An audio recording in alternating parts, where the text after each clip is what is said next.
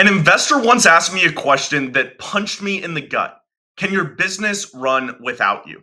That moment changed everything, and it exposed how broken my business actually was. So, in the next few minutes, I'll break down the three most painful but essential lessons I learned from selling my business so you don't make some of the same mistakes. Let's jump into it. So, lesson number one, if it can't run without you, it's not an actual business.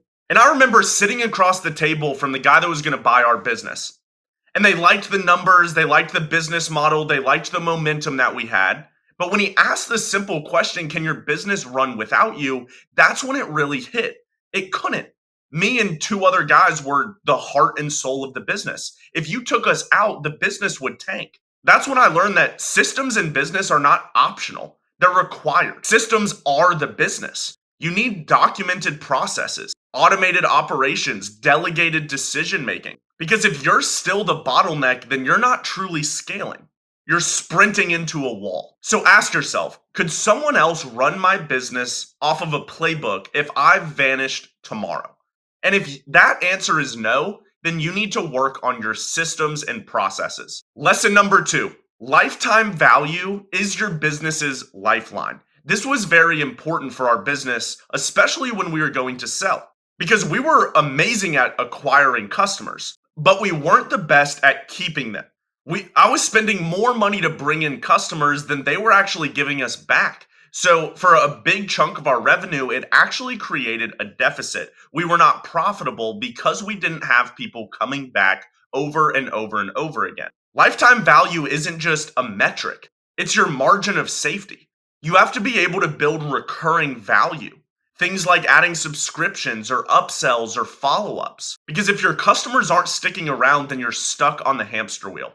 And when you look at some of the top performing businesses in the world, the ones with the highest margins, they're the ones that print money from the same customers over and over and over again. How many new iPhones have you bought? How many new computers have you bought? It's from the same company and you do it over and over and over again. So you don't have to re-spend money to reacquire a new customer.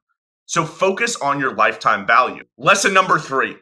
If you don't know your margins, you're just simply guessing. Because in our business, I thought we were doing about 30% margins. But when we had to go through the due diligence process of the investor, it turns out that our actual true margin was only about 12%. And just by that, it almost tanked the deal. So knowing your margins crystal clear, how much you're spending and how much you're actually gaining is a very key component. Too many online gurus nowadays will flex vanity metrics. They'll flex the revenue. And I could flex the same thing. We did $1 million in 90 days. But were we profitable? No. We almost broke even on $1 million. So don't get distracted by vanity metrics or how it looks on a dashboard. Figure out how much is actually going into your bank account and then try to increase it. Because real operators track numbers like a hawk. Gurus post screenshots. So if you're building to sell or just want the option, start thinking like a buyer. What would you look for if you were going to acquire a business? Document your systems, maximize your customer value, know your margins. That's how you build a business that actually works without you. So hit the like button if this saved you from a mistake that I already made. And drop a comment if you're in the trenches actually building a business right now. I'd love to hear what you're going through. So the real lesson is build your business like you're going to sell it, regardless if you actually do, because that's the only way that you can buy back your time.